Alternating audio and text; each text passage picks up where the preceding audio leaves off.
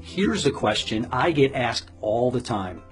Why do so many wealthy people buy large amounts of life insurance when they clearly, or at least ostensibly, don't need it?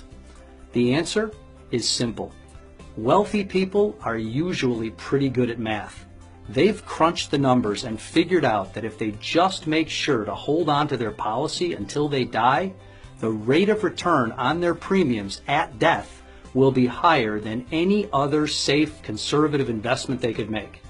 In fact, it'll even beat many of their more risky investments without having to take the risk. To them, it's just another asset class.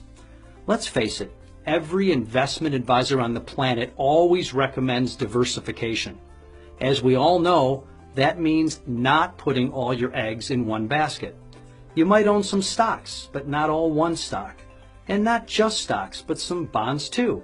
Perhaps some real estate, precious metals, commodities, maybe even some cash. And if it's all done right, given enough time, theoretically, by diversifying, the returns should be steadier.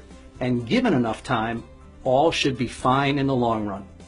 But what if you die earlier than you plan to?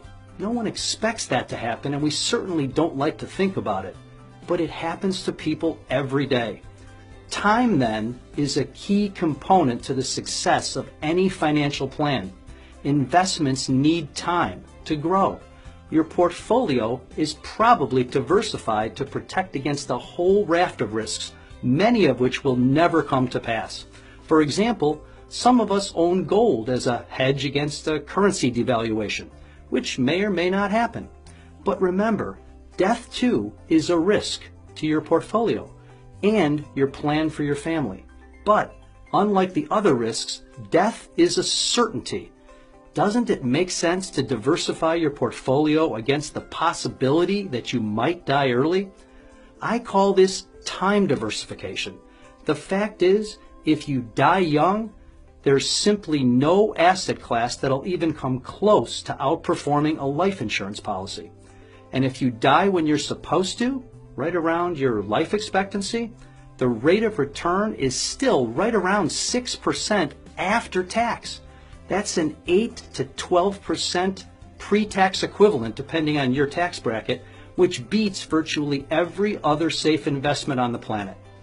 The best part is that unlike other types of financial instruments, life insurance doesn't need time to grow.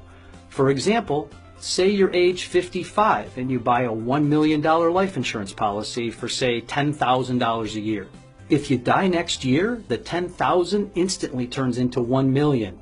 Die in 3 years, $30,000 in premiums will have turned into $1 million tax-free.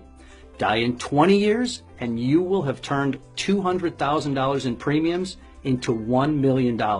In fact, it's almost impossible to fathom a scenario where you could live too long and turn it into a bad deal.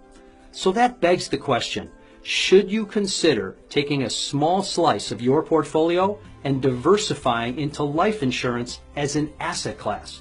Now, that's up to you, but I know I did. Thanks for listening.